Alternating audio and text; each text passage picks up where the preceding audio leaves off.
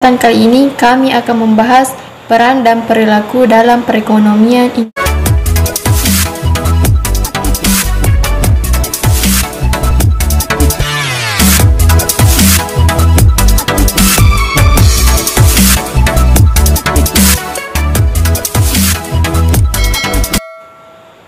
Assalamualaikum warahmatullahi wabarakatuh. Baik, dalam kesempatan kali ini kami akan membahas peran dan perilaku dalam perekonomian Indonesia. Pembahasan yang pertama yaitu pelaku-pelaku dalam ekonomi. Berdasarkan kepemilikan modal atau aset dibagi menjadi tiga. Yang pertama BUMN, yang kedua swasta, dan yang ketiga koperasi. BUMN yaitu usaha yang seluruh modalnya dimiliki oleh negara atau suatu badan usaha yang seluruh sahamnya tidak dimiliki oleh negara tetapi statusnya disamakan oleh BUMN. Seperti BUMN merupakan patungan antara pemerintah dan pemerintah daerah. BUMN merupakan patungan antara pemerintah dan BUMN lainnya. Bahasa asing dari BUMN adalah public enterprise yang berisikan dua elemen esensial, yaitu public atau pemerintah dan bisnis sebagai enterprise. Karena BUMN dibuat oleh undang-undang, diusulkan oleh pemerintah dan disetujui oleh DPR, maka jadilah ia sebagai produk politik. Itulah sebabnya dikatakan mengapa politik adalah sifat yang tidak bisa dipisahkan oleh BUMN.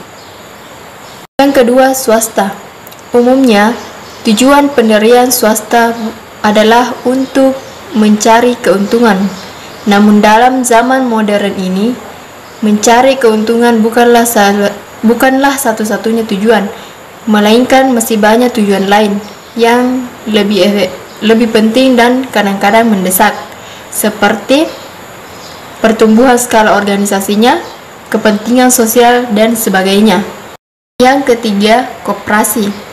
Koperasi berasal dari dua kata, yaitu co dan operation, yang mengandung arti kerjasama untuk mencapai suatu tujuan.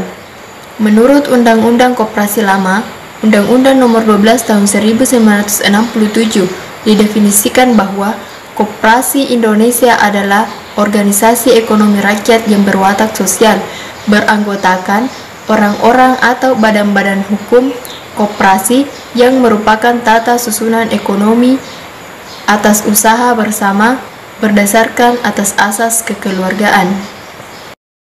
Berdasarkan besar kecilnya modal atau aset dibagi menjadi tiga: perusahaan kecil atau usaha skala kecil, perusahaan menengah atau usaha skala menengah, perusahaan besar atau usaha skala besar.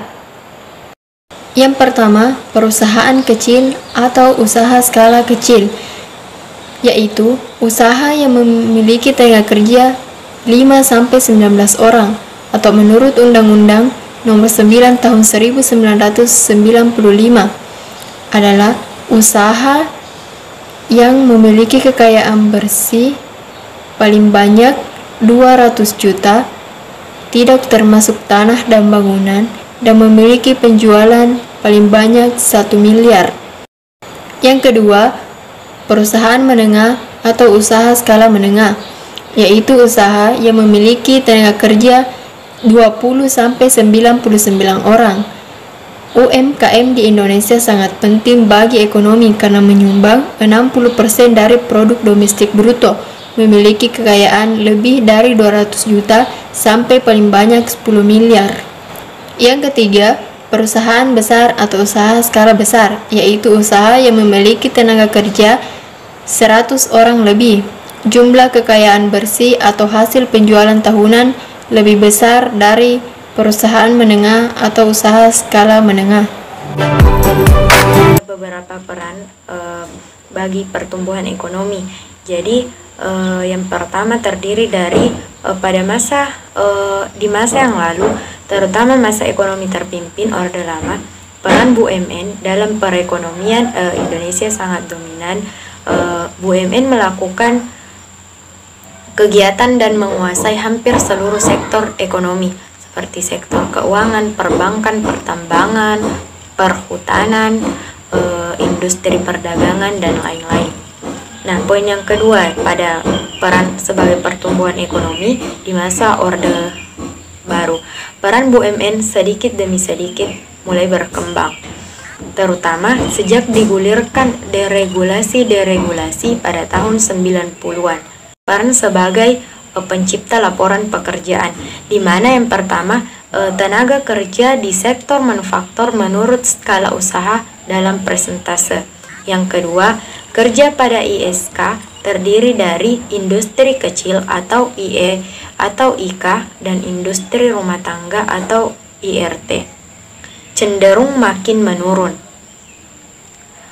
Selanjutnya, fungsi meningkatkan kesejahteraan rakyat. Yang pertama itu menurut Howard R. Bowen dalam bukunya Social Responsibility of the Business mengajarkan bahwa perusahaan-perusahaan itu hendaknya mementingkan dampak-dampak sosial dari yang dibuatnya.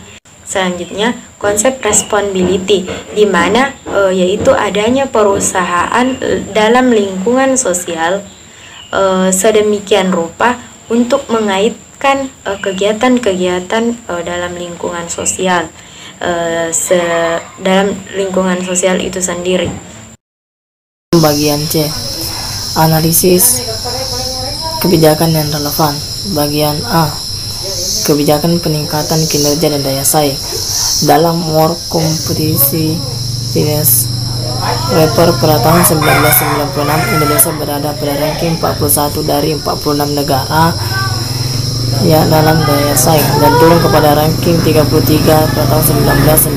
Dan yang kedua, setelah diterapkannya strategi industrialisme, substitusi impor menghasilkan efisiensi kinerja produk industri dan ekonomi yang berbiaya tinggi dan kualitas rendah dapat diukur dengan harga dan kualitas internasional. Bagian B, kebijakan pemberdayaan perusahaan kecil menengah. Yang pertama, kebijakan makro harus mampu menjaga kestabilan ekonomi, mendorong pertumbuhan ekonomi dan membuka lapangan kerja baru. Dan yang kedua, pola kredit subsidi telah diluncurkan oleh pemerintah pada tahun 1973. Antara lain, kredit investasi kecil, kredit kinerja modal permanen, kredit BIMAS dan IMAS, dan kredit usaha pedesaan.